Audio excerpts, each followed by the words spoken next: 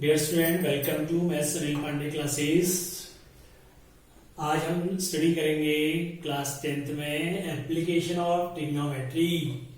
तो ट्रिग्नोमेट्री का यूज कहाँ होता है? बहुत सारी चीज़ों में हम इसका यूज करते हैं, इंजीनियरिंग में या कभी भी हमें देखो इसका यूज करते हैं। कभी हमें हाइट निकालनी हो, किसी की डिस्टेंस निकालनी हो, बहुत जगह हम इसका यूज कर सकते हैं।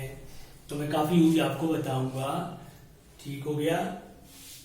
जैसे सपोज करो कि हमें एक टावर है। सबसे पहले इसकी जो डेफिनेशंस हैं, सबसे पहले angle of elevation and depression के बारे में स्टडी करते हैं। तो बच्चों, सबसे पहले angle of elevation.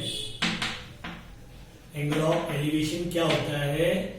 Angle of elevation होता है, जैसे सपोज करो कि एक टावर है, ये जमीन में है, ये base foot of the tower, ये फुट ऑफ द टावर है, टॉप ऑफ द टावर है। तो टावर के फुट से कुछ डिस्टेंस से, कोई डिस्टेंस है, कोई पॉइंट है, वो भी ग्राउंड में है या कहीं पर भी है, तो मैं इसको ज्वाइन करूंगा।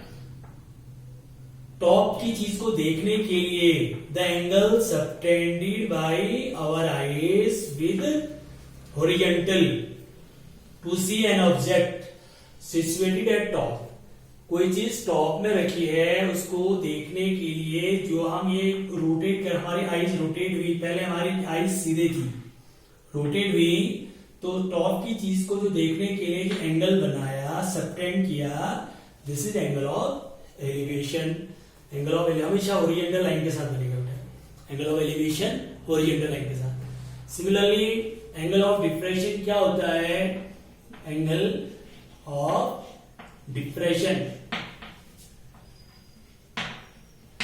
देखो ये टावर है, ये फुट ऑफ अ टावर है, यहाँ पे कोई पॉइंट है P, यहाँ पे टॉप है, मैं टॉप से देख रहा हूं नीचे को, to see an object situated at ground, या कहीं पर भी नीचे कोई पॉइंट है, उसको देखने के लिए जो ऑब्जर्वर्स हमारी आईज सबटेंड करेंगी, हमेशा हॉरिजॉन्टल लाइन ड्रॉ करेंगे।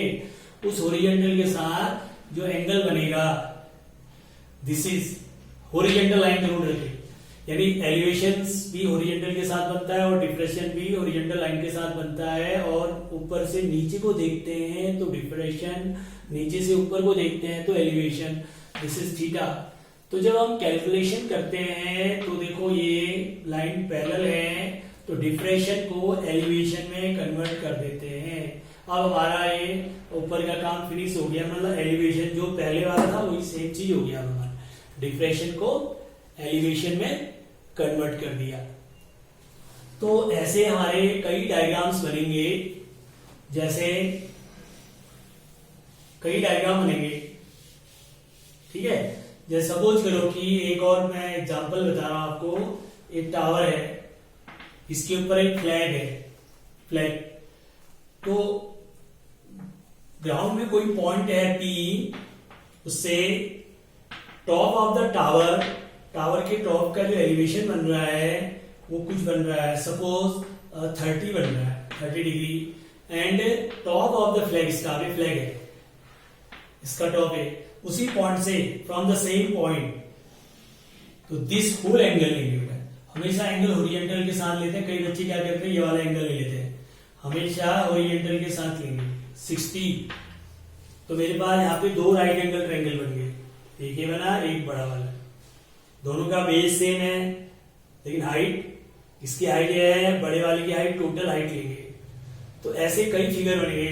जैसे एक फिगर और है हमारी, सपोज एक टावर है, तो यहाँ पे दो पॉइंट है, ग्राउंड में दो पॉइंट्स हैं A एंड B। तो A से जितना पॉइंट दूर होगा उससे जो एलिवेशन बनेगा वो छोटा बनेगा। सपोज 30 बन रहा है और यहां से जो है 60 बन रहा है। डिफरेंट पॉइंट से सेम पॉइंट को देख रहे हैं, A से भी टॉप को देख रहा है, B से भी टॉप को देख रहा है, तो this is the angle of elevation.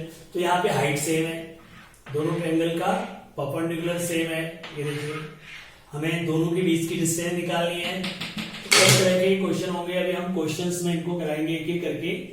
जैसे मैं एक क्वेश्चन आपको समझा रहा हूं यही में से, तो यहाँ पे कहने का मतलब है कि हमारे डायग्राम डिफरेंट बनेंगे अकॉर्डिंग टू क्वेश्चंस बनेंगे। तो जैसे मैं एक क्वेश्चन ले रहा हूं, सपोज करो, ठीक है, हमारा एक क्वेश्चन है from a point P on the ground, from a point P on ground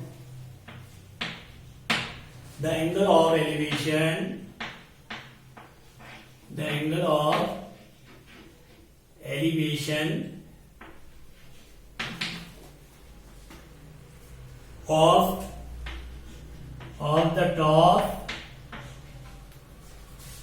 of a 10-meter tall building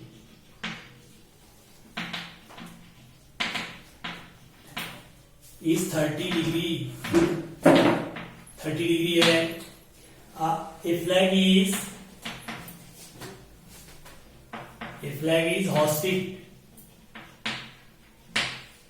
hoisted at the top of the building,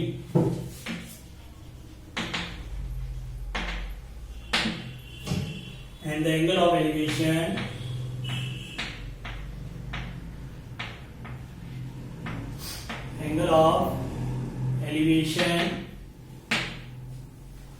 of the top of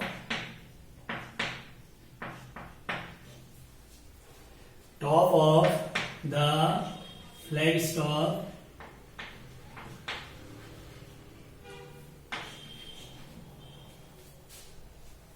from P is 45 degree. Find height of flagstaff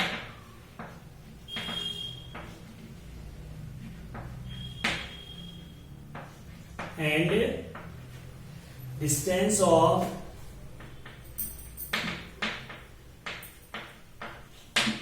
building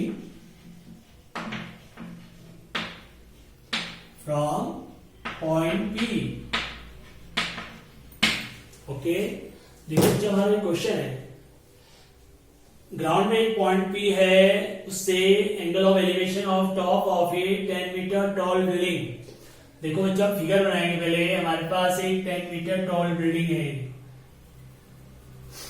ये 10 metre tall building है, यहाँ पे building. तो ground में एक point है P, from a point P on the ground, then ground को foot of building को पॉइंट से ज्वाइन करेंगे, हॉरिजॉन्टल लाइन जरूर बनानी है। तो टॉप इसका जो एलिवेशन बन रहा है बिल्डिंग का, वो बन रहा है आपका 30 डिग्री। एंगल ऑफ एलिवेशन नीचे से देगा ऊपर को, P से टॉप का। फ्लैग इज होस्टेड एंड इसके ऊपर एक फ्लैग लगा रहे हैं, top of a building. Angle of elevation of the top of a building, उसी पॉइंट से, ये देखिए उसी पॉइंट से होल एंगल हॉरिजॉन्टल के साथ 45 डिग्री। 45 हमें इस फ्लैग की हाइट निकालनी है और ये डिस्टेंस फाइंड करनी है। तो एप्लीकेशन ऑफ ट्रिग्नोमेट्री देखिए कैसे हम यूज करते हैं। सबसे पहले देखिए हम इसका नाम ले लेते हैं PQRS। RS is the flagstaff, QR is the building, PQ is the distance of P from the building। तो कैसे करते हैं देखो, फ्रॉम पहले लेट कर लीजिए, let height of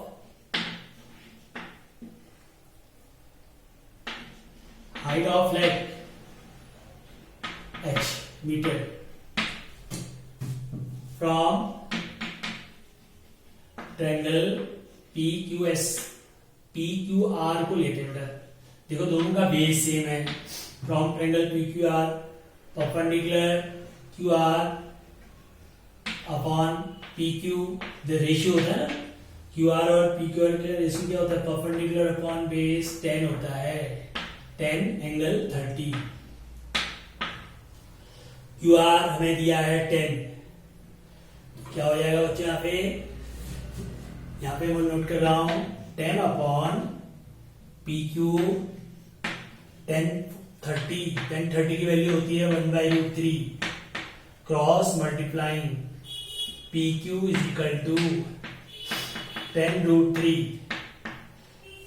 P Q मिल गया हमें, बेस मिल गया मीटर, यानी उससे उसकी डिस्टेंस आ गई।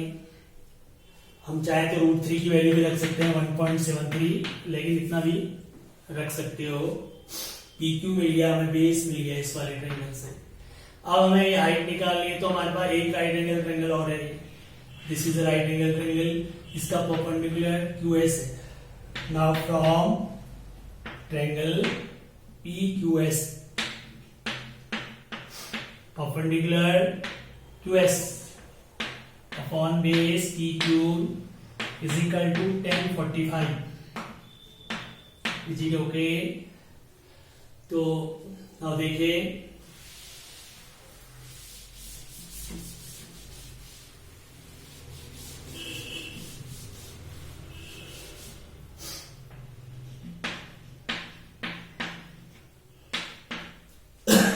तो देखिए अब आगे को हम सॉल्व करते हैं। QS हमारे किसके इक्वल है, Q से लेके S तक की QR प्लस SR, यानी 10 प्लस H होगी इसकी अपॉन बेस PQ हमारा आ गया था 10√3 इज इक्वल टू 1045। तो 10 प्लस H अपॉन 10√3, 1045 की वैल्यू होती है 1, तो 10 plus H is equal to 10√3।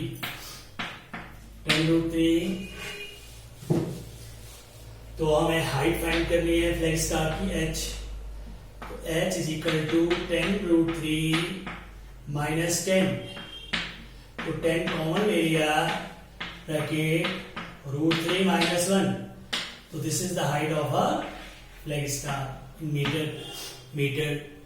तो you can put the value of √3 also 1.73। अगर यहाँ भी लिखेंगे तो you will get answer, and if you put the value 1.73 अगर पुट करेंगे तब भी आंसर करेक्ट होगा, मतलब करेक्ट आंसर आ जाएगा। तो this is one of the question. इसी तरह से आपके कई क्वेश्चन है, मतलब फिगर जरूर बनानी है। Okay, thanks.